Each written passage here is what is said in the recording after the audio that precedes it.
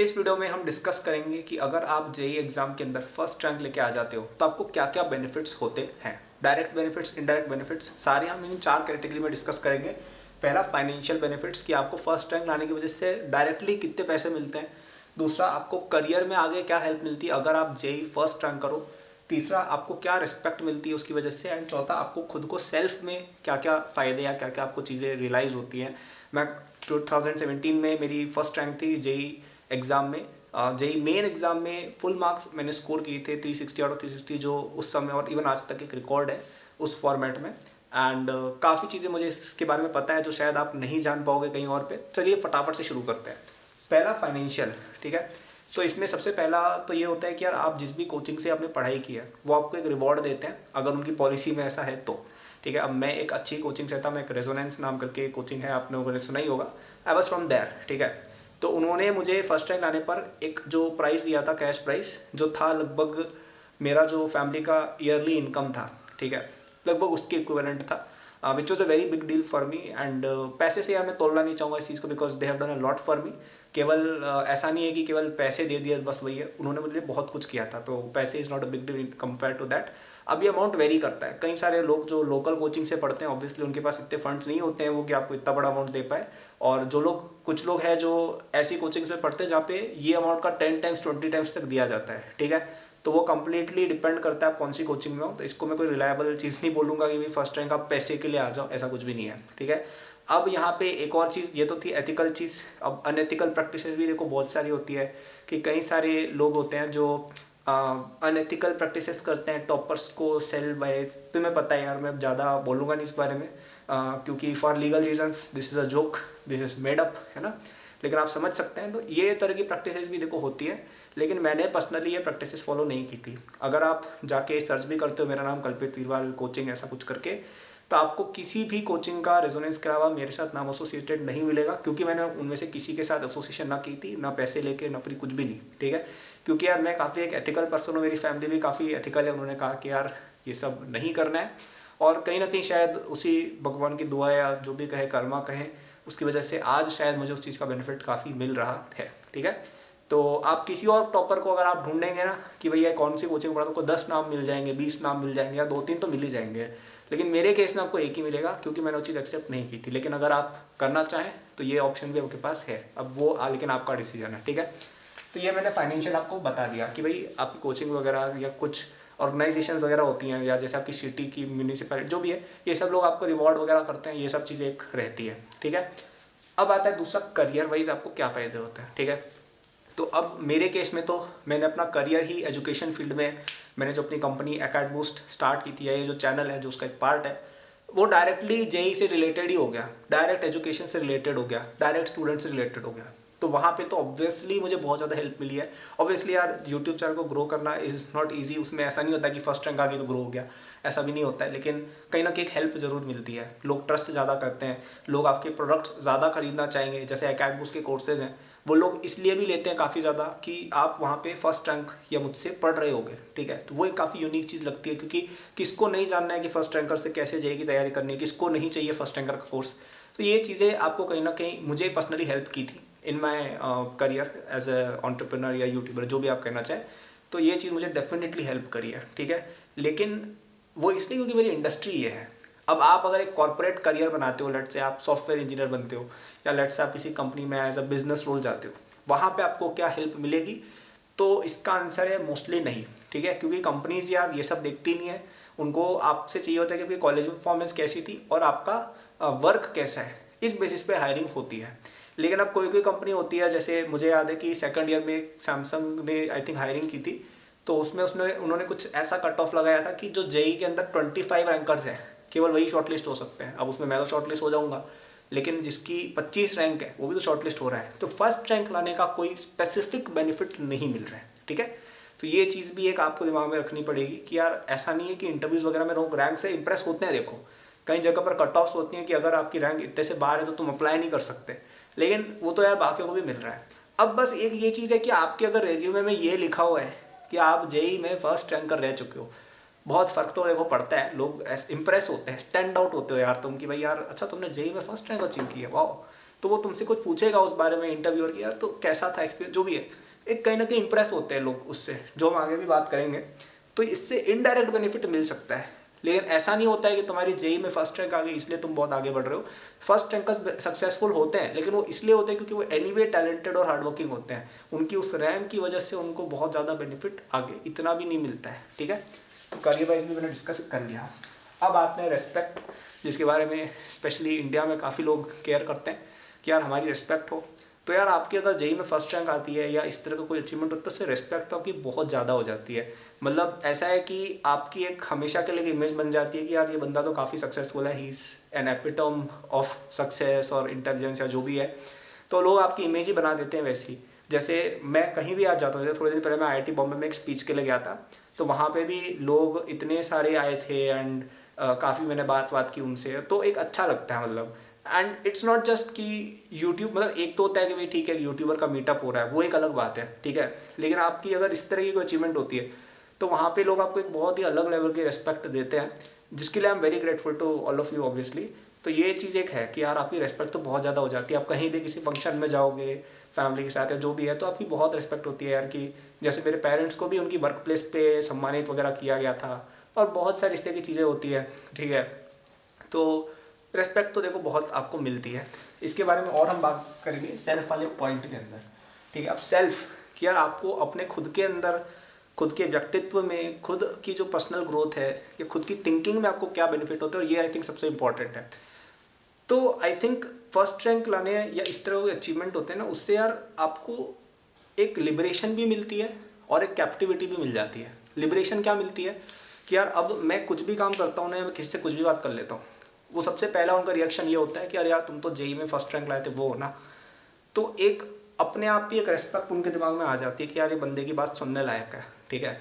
जैसे इस चैनल पे भी कई लोग, आप में से लोग, कई लोग इसलिए देखते हो चैनल केवल कि यार ये बंदा फर्स्ट रैंकर था, तो एक इंस्टेंट ट्रस्ट बिल्ड होता है, इंस्टेंट रिस्पेक्ट बिल्ड होती है, इंस्टेंट आपकी एक बन जाती है इमेज कि यार हाँ ही सब गुड गाय जो भी है, जो भी है। तो यार इससे क्या होता है कि यार आप कुछ भी काम करते हो, एक तो वो सक्सेसफुल हो जाता है क्योंकि लोग उसको ट्रस्ट करते हैं, लोग उसको बैक करते हैं, लोग उसमें समझ लो, मतलब एकेडबूस्ट was destined to be successful, ठीक है, बिकॉज आप लोग उसको ट्रस्ट करते हो, आप लोग मुझे ट्रस्ट करते हो। तो सक्सेस बिगेट्स सक्सेस एक चीज़ होती है ना कि यार आप ऑलरेडी अगर किसी काम को अच्छा कर रहे हो तो वो और अच्छा चला जाता है, ठीक है। तो एक ये लिबरेशन मिलती है कि अब मुझे किसी को कुछ प्रूव नहीं करना है। लोग ऑलरेडी आपको समझ लेते हैं कि यार ये बंदा तो सही जा रहा है, ये बंदा तो सही कह रहा होगा, ठीक है। लोग ऑलरेडी अज्यूम कर लेते हैं, यू डोंट हैव टू, मतलब आप जैसे कोई स्पोर्ट्स अचीवमेंट है, जैसे फॉर एग्जांपल कोई बंदा जैसे कोई ओलंपिक में मेडल लेके आ गया इंडिया के लिए एग्जांपल, ठीक है। तो अब आप क्या केयर करते हो कि वो अब डे टू डे लाइफ में अपनी क्या कर रहा है या वो अभी एग्जैक्टली क्या कर रहा है? नहीं, आपको याद आता है यार ये तो वो बंदा है ना जो 6 साल पहले ओलंपिक्स में मेडल जीता था, वाह ग्रेट। कहीं ना कहीं उस तरह की इक्विवेलेंट चीज़ है एजुकेशन फील्ड में, ऑब्वियसली वो स्पोर्ट्स एक अलग चीज़ है। तो ऐसा सोचते अच्छा यार ये तो बंदा यार जेई में फर्स्ट रैंक लाया था, अच्छी बात है, वाह ग्रेट। तो इससे क्या होता है यार कि आपको एक लिबरेशन मिलती है कि आपको इसे प्रूव नहीं करना है कि यार मैं अच्छा जा रहा हूँ लाइफ में। जैसे कई लोग एक इस एफर्ट में बहुत ज़्यादा रहते हैं कि हमें रिस्पेक्ट मिले, हम लोगों को सक्सेसफुल दिखे, हम लोगों को इंटेलिजेंट दिखे। मेरे साथ वो चीज़ है ही नहीं, मैं इस लफड़े में कभी पढ़ना ही नहीं पड़ा, बिकॉज लोग अपने आप मान लेते हैं कि यार ये तो स्मार्ट ही होगा, ये तो इंटेलिजेंट हो गई। और मुझे तो एक्चुअली उल्टा करना पड़ता है कि मैं अपने आप को डम दिखाने की कोशिश करता हूँ। आप में से जिन लोगों ने मुझसे कभी पर्सनली बात की होगी, जो लोगों से मैं ट्विटर पे या इंस्टाग्राम पे या लिंक्डइन पे कभी बात हो जाती है या कमेंट से भी, तो हमें नोटिस किया होगा कि यार मैं पढ़ाई की बातें कम करता हूँ, मैं बहुत ही नॉर्मल या जो कैजुअल बातें होती हैं वो थोड़ी ज़्यादा करता हूँ, क्योंकि लोग मुझे ऑलरेडी समझते हैं यार कि यार ये बंदा तो स्मार्ट ही हो गया, तो सक्सेसफुल हो गई। तो आपको कहीं ना कहीं एक लिबरेशन मिल जाती है that you don't have to prove anything to anyone, because लोगों ने ऑलरेडी अज्यूम कर लिया कि भाई तुम तो सही जा रहे हो। तो एक लिबरेशन कहीं ना कहीं है, but it also कैप्टिवेट्स you, कैप्टिवेट्स because यार ऐसा हो जाता है ना यार कि अब आप कुछ भी करोगे, आप अपनी फर्स्ट रैंक वाली जो इमेज है उससे ऊपर शायद ही उठ पाओगे। क्योंकि जैसे फॉर एग्जांपल मेरा एक मतलब मेरे से जो 1 साल बड़ा जो फर्स्ट रैंकर था, तो वो अभी एक बहुत बड़ी यूनिवर्सिटी में PhD वगैरह कुछ कर रहा है, शायद मास्टर जो भी है, ठीक है। लेकिन आज उसको उसके लिए कोई याद नहीं करता है। लोग क्या याद करते हैं कि अरे यार ये तो फर्स्ट रैंकर था पिछले साल का या उस साल का, ठीक है। लोग उसको उस तरह से याद करते हैं। जैसे अब एक और मैं आपको एग्जाम्पल बताता हूँ, जैसे मेरी जो दूसरी सक्सेसेज हैं, मैंने जो अपनी IIT की डिग्री जल्दी कर ली थी वो भी यार एक सक्सेस है। मैंने एकेडबूस्ट के साथ जो किया है वो भी एक बिजनेस सेंस में, अगर आप मेरा नाम हटा के मेरी कंपनी की फाइनेंशियल रिपोर्ट्स निकाल के उनको स्टडी करोगे, आपको लगेगा यार बंदा सही जा रहा है, प्रॉफिटेबल है, पिछले साल के कंपैरिजन में हमारा इस साल ग्रोथ भी हुआ है, तो आपको लगेगा यार बंदा बिल्कुल सही जा रहा है, लेकिन कोई उसकी वैल्यू नहीं है। क्यों? क्योंकि वो मेरी कंपनी है। तो पीपल विल बी लाइक अच्छा ठीक है वो सब तो ठीक है, बट तुम जेई में फर्स्ट रैंकर थे ना, तो कहीं ना कहीं आप कुछ भी काम करते हो ना वो ओवर शैडो हो जाता है because of your JEE rank 1। जो मैंने जैसे कहा ये लिबरेटिंग है because you don't have to prove anything to anyone, but it also makes you feel bad कि यार मैंने ये काम भी तो किया है, इसकी कोई रिस्पेक्ट क्यों नहीं है, मेरे इस काम की जेई की रिस्पेक्ट है। और लोगों की क्या अनरियलिस्टिक एक्सपेक्टेशन भी हो जाती है, मतलब इट्स लाइक अब तुम कुछ भी काम करोगे ना इट विल बी लेस। लोगों को तो ये चाहिए कि भाई अब तो तुम टोनी स्टार की बन जाओ, तुम तो बैटमैन ही बन जाओ। लोग अब ये एक्सपेक्ट करते हैं तुमसे, no matter what you do people expect कि भाई ये तो यार अगले साल ही कुछ तोड़ देगा, समथिंग लाइक दैट। जैसे कल मैं एक पॉडकास्ट देख रहा था, अश्नीर ग्रोवर की एक पॉडकास्ट कल एक आई थी, मैंने देखी थी, तो उसमें उन्होंने एक बात बोली थी काफ़ी अच्छी कि यार आपका अगर एक बच्चा हो गया है तो उससे क्या नेक्स्ट बच्चा होना में दर्द नहीं होगा क्या? उसको भी आपको उतना ही पालना पड़ेगा, राइट? तो वैसे ही कुछ है कि यार आपने एक चीज़ में अगर सक्सेस अचीव की है तो उस दूसरी चीज़ में सक्सेस अचीव करोगे, उसमें भी आपको बहुत एफर्ट डालनी पड़ेगी, वो मैजिकली सोना नहीं बन जाएगी, ठीक है? तो ये एक चीज़ कहीं ना कहीं होती है कि आपसे लोग बहुत अनरियलिस्टिक एक्सपेक्टेशन कर लेते हैं अगर आप एक पब्लिक फिगर टाइप बन जाते हो। उन्होंने भी ये कल बात मैंने सुनी थी पॉडकास्ट में। तो ये चीज़ भी एक है कि कैप्टिवेटिंग भी है, आपकी जो सक्सेस है वो आपके लिए बेंचमार्क एक अलग ही सेट कर देती है। क्योंकि आप सोचिए ना कि जेई में फर्स्ट रैंक इज व्हाट, कि आप एक फील्ड में फर्स्ट रैंक ला चुके हो, अब उसको उस बेंचमार्क को क्रॉस करना in a different field it's not easy, you have to put that level of work. अब जैसे फॉर एग्जाम्पल अगर हम फाइनेंस की बात करें, मनी की बात करें, तो अब मनी में AIR-1 कौन है? हु इज़ द मनी का AIR-1? It is mister Adani, mister Ambani या जो भी है। क्या यहाँ तक पहुँचना is it a cup of T? नहीं यार, उनकी तो कई फैमिली की वेल्थ वगैरह भी बहुत चीज़ें थी।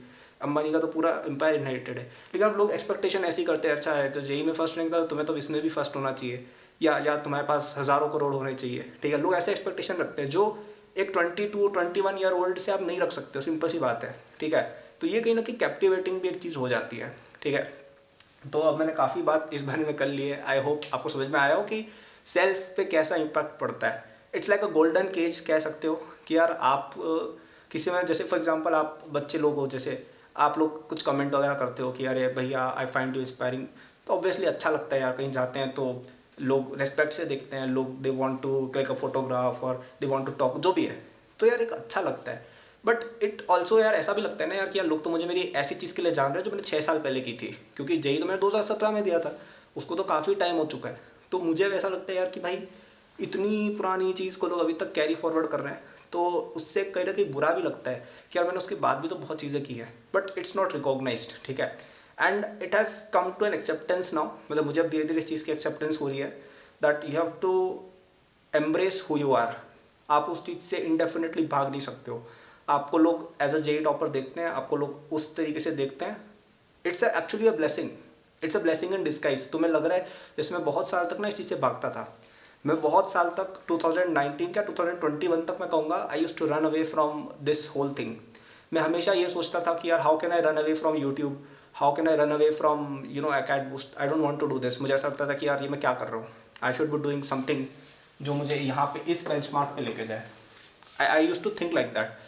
लेकिन मुझे धीरे धीरे रियलाइजेशन हुई यार कि ये अगर मैं बात सुन के इस गोल्डन केज वाली जो बात थी ना, अगर मैं इस चीज़ से अफेक्ट हो गया तो मैं यहाँ पे छोड़ो जहाँ पे मैं ऑलरेडी कर रहा हूँ वहाँ पे भी मैं नहीं जा पाऊँगा। आई रियलाइज्ड कि जो भी लोगों ने दिया है, जो भी रिस्पेक्ट है, जो भी इवन फाइनेंशियल एस्पेक्ट्स भी हैं, या जो भी मेरा करियर भी है, it is because of that JEE achievement only, and I should embrace it instead of running away from it. तो अब मैं ज़्यादा बेटर से I think now my content has also improved a lot, my acceptance of my self.